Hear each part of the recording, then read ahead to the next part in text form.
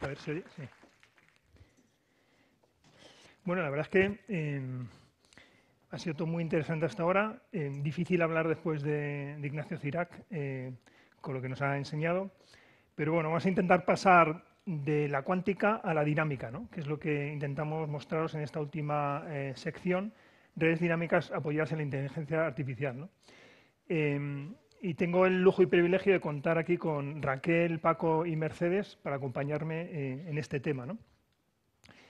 Bueno, ocurre algo que estamos observando, que es que la complejidad de las redes es creciente, va aumentando, y esto está haciendo preciso utilizar herramientas, técnicas y tecnologías que nos permitan planificar, desplegar, configurar, operar y mantener nuestras redes de manera dinámica, ¿vale? Hay una de estas redes, la red de acceso radio, que es probablemente la que esté incrementando más su complejidad, por diversos motivos. Cada vez usamos más banda de frecuencia, vamos incorporando nuevas tecnologías, muy pronto el 5G, y la vamos densificando, ¿vale? Esto hace que llevemos ya tiempo aplicando este tipo de herramientas en ese tipo de redes, ¿no? Y esto es lo que nos va a contar en primer lugar Raquel. Bueno, por otro lado hay otros aspectos, ¿no?, que están transformando nuestras redes, ¿no? Y algo muy importante es la virtualización de las infraestructuras, ¿no? Es lo que nos ha contado antes Aure y Enrique. Yo creo que esto es un elemento muy importante en la flexibilización, en convertir a nuestras infraestructuras en una plataforma software abierta y programable, ¿vale? Y bueno, la gestión de toda esta nueva flexibilidad que estamos incorporando a las redes y cómo vamos a poder apoyarnos en inteligencia artificial para hacerle frente es lo que nos contarán Paco y Mercedes a continuación. Entonces, si os parece, empezamos con la red de acceso radio y Raquel, si quieres nos cuentas un poco cuál es su complejidad y cómo estamos automatizando estas redes. Muchas gracias, Juan Carlos. Como bien ha dicho Juan Carlos, las redes de acceso radio de los operadores como Telefónica han adquirido un alto grado de complejidad a lo largo del tiempo. Actualmente tenemos desplegadas en nuestras redes distintas tecnologías radio, 2G, 3G y 4G, y en múltiples bandas de frecuencia. El número de nodos que vamos desplegando aumenta para dar los requisitos de cobertura y capacidad que nuestras redes demandan. Además, estamos creando estructuras de redes heterogéneas, donde la capa macrocelular se combina con otra capa de células más pequeñas. Vamos a ver a continuación cómo se ha ido construyendo la red de acceso radio de Telefónica España. En esta breve animación vemos cómo se ha desplegado el 2G, el 3G y el 4G en España, dando lugar a esta estructura de nodos tan compleja que estamos viendo. Se trata de más de 20.000 sitios, más de 200.000 células y más de 20 millones de relaciones entre ellas. La red está en continuo cambio. Como bien sabéis y como hemos repetido a lo largo de la mañana, nos estamos preparando en el camino hacia el 5G, desplegando en nuestra red 4G las capacidades y funcionalidades que nos hacen sacar el mejor partido de ella y preparando nuestros despliegues para el 5G. Bueno. En este entorno de redes tan complejas que nos encontramos, estas redes tienen que ser planificadas, configuradas, integradas y optimizadas. Y en este entorno de redes tan complejas que nos encontramos, se hace cada vez más inmanejable realizar estos procesos a mano que han venido realizando nuestros ingenieros expertos. Necesitamos automatizar estas tareas. Y por eso Telefónica ha apostado por el despliegue de herramientas SON. Se trata de llevar nuestras redes a redes autogestionadas o redes autoorganizadas. Vale, estas redes autoorganizadas nos están ayudando, pero ¿en qué tipo de tareas en concreto? Pues encontramos muchas tareas de la planificación y de la optimización en las que el SON nos está dando mucho valor.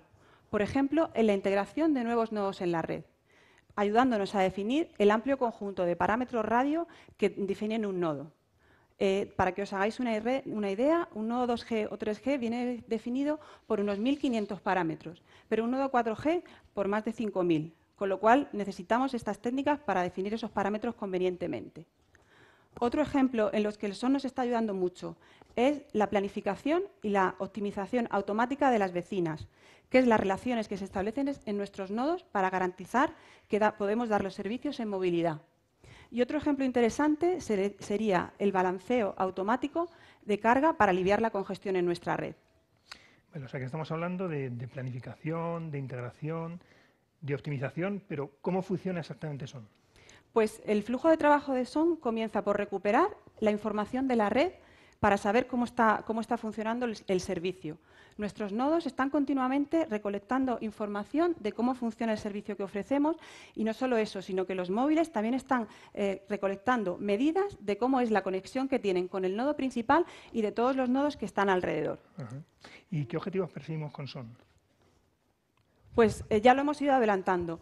Por un lado, se trata de automatizar las tareas más rutinarias que realizan nuestros planificadores y optimizadores para que tengan tiempo de dedicarse a tareas más complejas, que nos aportan más valor. Es decir, se trata de hacer más cosas en menos tiempo. Por otro lado, hacemos una mejor utilización de los recursos de nuestra red, haciendo la mejor gestión de nuestras inversiones. Y por último, mejoramos aún más la experiencia de nuestros clientes. Uh-huh. ¿Y tienes algún ejemplo concreto? Pues ejemplos tenemos muchos, pero un ejemplo muy interesante en el que estamos sacando mucho partido al SON es la gestión de eventos masivos. Vivo en Brasil está aplicando este tipo de técnicas ante los grandes eventos como pueden ser los Juegos Olímpicos, la celebración de Rock in Rio, los partidos en los grandes estadios como Maracaná o las celebraciones de Nochevieja en la playa. Con el SON nos aporta valor porque somos capaces de realizar automáticamente acciones que de una manera manual seríamos incapaces de realizar. Para que os hagáis una idea de la magnitud de estos eventos, en el Rock in Rio del año pasado tuvimos que atender a más de 700.000 clientes durante 7 días. Y en la fiesta de Nochevieja de Santos, cerca de Sao Paulo, se aglomeraron más de 200.000 clientes en una sola noche. ¿Podemos poner el vídeo? A continuación, vamos a ver una demostración de cómo Vivo está aplicando este tipo de técnicas en el Rock in Rio. Vemos cómo están distribuidos los nodos que dan cobertura a la zona donde sucede el evento, que es el Parque Olímpico. Vemos que ahí tienen distintas configuraciones de antenas, antenas trisectoriales, omnidireccionales, y estos nodos se despliegan con parámetros de cobertura por defecto cuando se instalan. Pero ante un evento de estas características, cuando los usuarios empiezan a llegar a la zona donde transcurre el evento, se ajustan automáticamente los parámetros de cobertura para adaptar la cobertura de esos nodos a la zona donde están los clientes, que se van moviendo de unos escenarios a otros. El gran reto fue balancear el tráfico en tiempo real, manteniendo controlados los fallos de acceso y de conexión. En este evento se produjeron más de 10.000 cambios utilizando datos de muestreo de 15 minutos. Muy bien, parece, Raquel, entonces que esto ya es una realidad en nuestras operaciones. ¿Cómo ves la evolución de esta tecnología a futuro?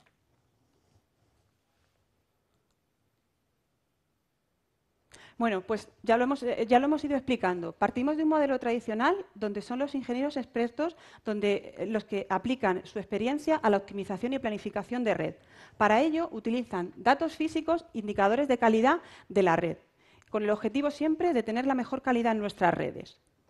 En el SON que estamos desplegando ahora, que es una realidad en Telefónica y lo tenemos en todas las operaciones, implementamos automáticamente esos algoritmos diseñados por nuestros ingenieros expertos. Esos algoritmos utilizan los mismos datos de entrada, los datos de red, y tienen que ser ajustados manualmente para que nos den las mejores prestaciones.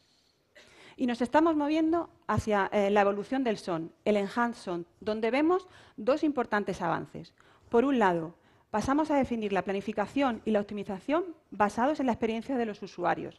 A esa gran cantidad de datos de red que estamos manejando actualmente, incorporamos datos de la experiencia de nuestros usuarios cuando cursan los servicios. Esto nos hace que tomemos las decisiones con mucha mayor efectividad. Por otro lado, incorporamos algoritmos más abiertos, basados en Machine Learning. Se trata de dotar inteligencia a la automatización. Y lo que es más, estos algoritmos aprenden de sí mismos cuando incorporamos más datos a la red, con lo cual no necesitamos de tantos ajustes manuales. Lo que queremos es ir un paso más allá en la calidad de nuestras redes y personalizar la experiencia de nuestros usuarios. ¿Qué campo de aplicación ves entonces de la inteligencia artificial a esta tecnología en concreto? Pues estamos viendo casos de uso muy interesantes, donde la inteligencia artificial nos puede ayudar también a la gestión automática de nuestras redes. Vemos 3 grandes campos, como puede ser la planificación, la clasificación o la predicción. En cuanto a planificación, vemos que técnicas de Machine Learning nos pueden ayudar a crear los clústeres de nodos que compartirán recursos virtualizados y cloudificados de banda base, de forma que nuestros despliegues sean los más eficientes y nos den las mejores prestaciones. Otro ejemplo de clasificación. Podemos usar estas técnicas para la clasificación automática de problemas radio en la red, analizando muchísimos indicadores simultáneamente y descubriendo tendencias y correlaciones entre ellos que de una manera manual sería imposible identificar. Y por último, en cuanto a predicción, hemos visto cómo el SON nos aporta mucho valor ante eventos masivos, que es la situación en la que nuestras redes sufren el mayor estrés. Pero en nuestras redes también se suceden eventos masivos no planificados, como puede ser una manifestación o una catástrofe o una emergencia, donde se genera de repente muchísimo tráfico que es importante que no se pierda. Pues con este tipo de técnicas vamos a ser capaces de detectar casi en tiempo real que nuestra red va a sufrir ese estrés y podemos actuar sobre ella lo más rápido posible y gestionar la red de una manera muy eficiente. Entonces, para nosotros, las posibilidades que nos da la inteligencia artificial son muchísimas y vemos que en el despliegue del 5G y en las redes virtualizadas extremo a extremo nos van a acompañar desde el principio. Vamos a gestionar nuestras redes 5G con inteligencia artificial desde el principio. Ahora, Mercedes y Paco os van a contar un ejemplo de cómo aplicar las técnicas de inteligencia artificial a la gestión de recursos virtualizados de red. Gracias, Raquel. Muy bien. Raquel, hola. ¿No me funciona el micro? ¿Sí? ¿Sí funciona? Sí. Ok. Pues gracias, Raquel, por explicarnos cómo funciona SON. Evidentemente ya estamos viendo cómo utilizamos la inteligencia artificial para gestionar nuestras redes de forma dinámica, pero existe una limitación evidente, y es que si queremos ampliar el ancho de banda o reducir la latencia, necesitamos realizar actuaciones manuales o, en el mejor de los casos, semiautomáticas. Es decir, todo el dinamismo que tenemos en la gestión todavía no lo tenemos en la creación de las funciones que necesitamos. Bueno, Paco, esto... Con la virtualización lo vamos a tener mucho más sencillo, sí. ¿no? Parece que va a ser más sencillo, ¿no? Lo que nos ha contado Aure y Enrique. Exactamente. La virtualización nos va a ayudar en esto, pero la virtualización ya es una realidad. Es algo que tenemos en nuestras redes, como hemos visto antes. Lo que nosotros proponemos es utilizar la inteligencia artificial para desarrollar todas las posibilidades de las funciones que tengamos virtualizadas. Es decir, dicho de otra manera, cuando una cierta capacidad extremo a extremo necesite ser habilitada, la inteligencia artificial lo que nos va a ayudar es a elegir cuáles son las funciones de red que tenemos que activar y dónde. Y combinando todo eso, podemos garantizar el servicio extremo a extremo. Eso suena, Paco, a la gran promesa del 5G, ¿no? El network slicing, ¿no? O la capacidad de crear sobre una única infraestructura física, de manera dinámica, redes lógicas que ofrezcan servicios con distintas características sin que haya un conflicto de recursos, ¿no? Para su entrega, ¿no? Exactamente. Lo que ocurre es que ahora tenemos, por un lado, 5G con el network slicing y, por otro lado, la virtualización como un elemento diferencial a la hora de gestionar nuestras capacidades de red.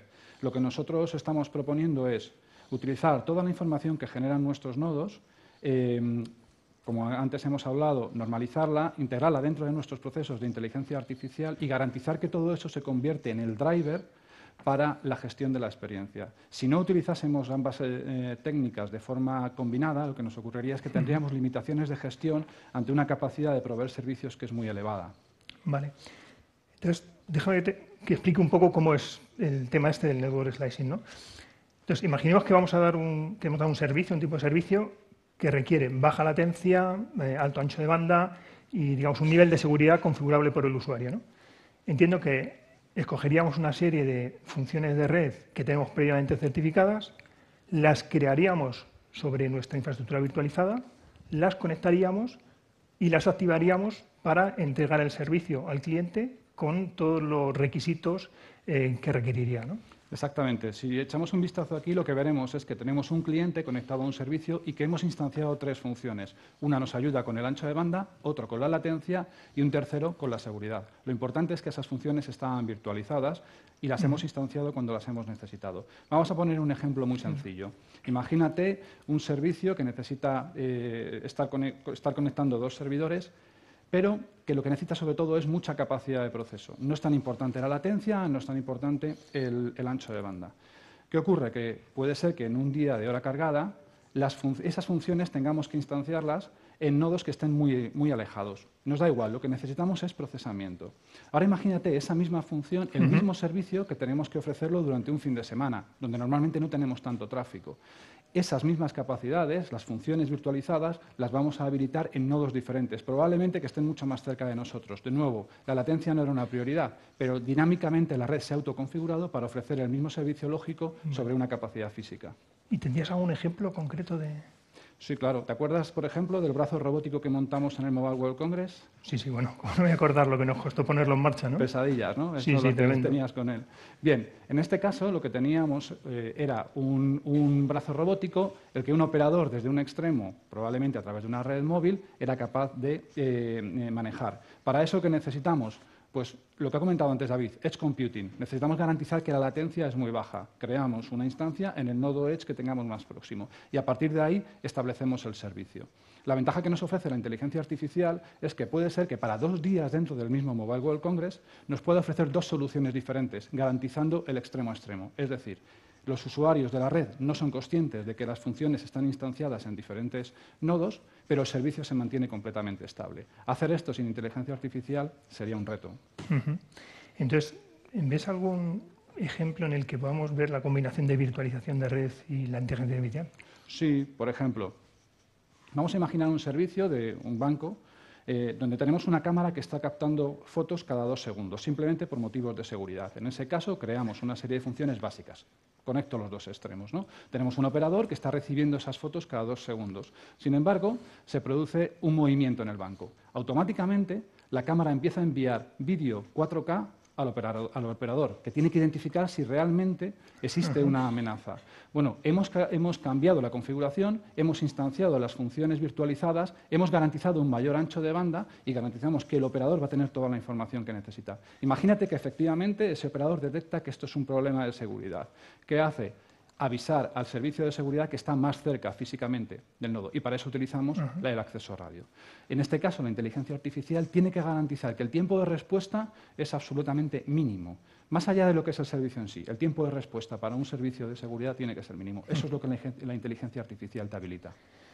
Gracias, Paco. Yo creo que hemos conseguido ver el valor de todo lo que estamos haciendo en este entorno. Y ahora quería contar un poco a los asistentes al evento otro concepto clave, ¿no?